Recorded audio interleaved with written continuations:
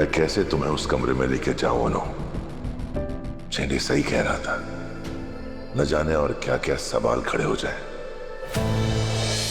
उस कमरे में तब तक नहीं जाएगी जब तक मैं उसे लेके ना जाऊं। इससे मेरी जिम्मेदारी और भी बढ़ गई है चेंडी। नहीं आ रही, ऐसा मत कर। देख, पता नहीं वहां जाने के बाद उसे अपने सवालों के जवाब मिले या ना मिले, पर ऐसा ना हो कि उसके मन में और सवाल पैदा हो जाए तो तुझे उनके जवाब देने पड़े। छोटी सी प्रॉब्लम को सुलझाने के लिए एक और बड़ी मुसीबत मत खड़ी कर।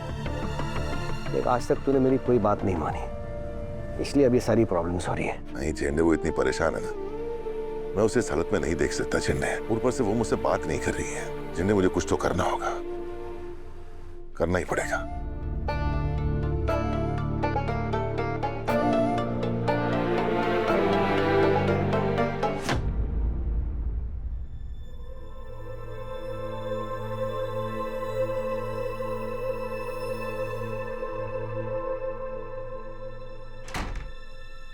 अनु, मेरी बात।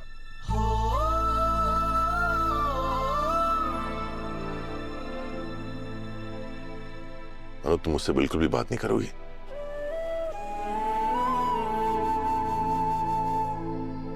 जिस तरह आपने मुझे सीधा मना कर दिया राजनंदिनी जी की फोटो दिखाने के लिए, मुझे बहुत बुरा लगा सर। मुझे यही लगता रहता है जैसे आप मुझसे कुछ छुपाना चाहते हैं। पहले भी कुछ ऐसी बातें बाहर आई हैं कि अब मुझे समझ नहीं आ रहा है कि मैं क्या करूं। अनु, तुम मुझसे बात नहीं करती हो तो ऐसा लगता है जैसे पूरी दुनिया रुक सी गई हो। मैंने तुम्हें इतना परेशान कर दिया है।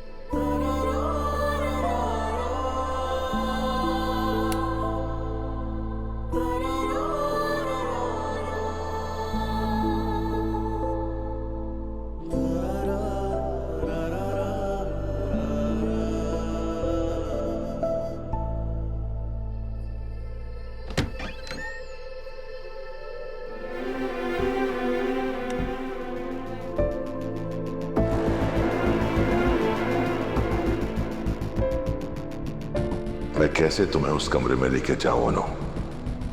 चेंडी सही कह रहा था, न जाने और क्या क्या सवाल खड़े हो जाए।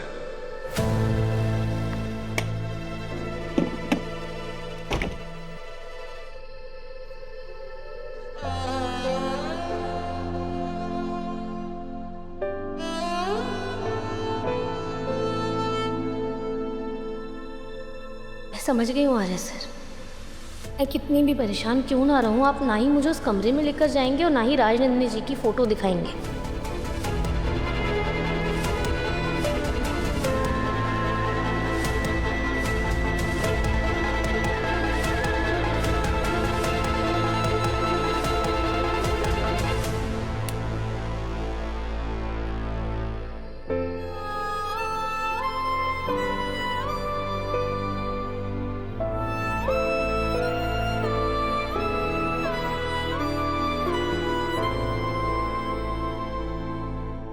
अनूठा,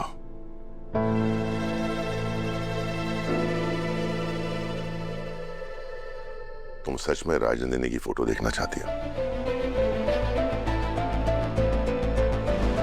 अनु, मुझसे देखा नहीं जाता कि तुम इतनी परेशान हो।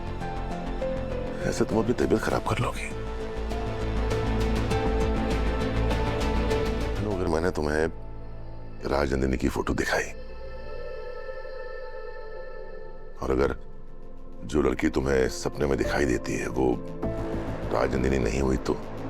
सर, मैं आपसे वादा करती हूँ, अगर आप मुझे राजनंदिनी जी की तस्वीर दिखाओगे और सपने में जो लड़की आती है वो राजनंदिनी जी नहीं हुई, तो मैं इस टॉपिक को यहीं ख़त्म कर दूंगी। इसके बाद इस बारे में कोई बात नहीं होगी, ये किस्सा यहीं ख़त्म।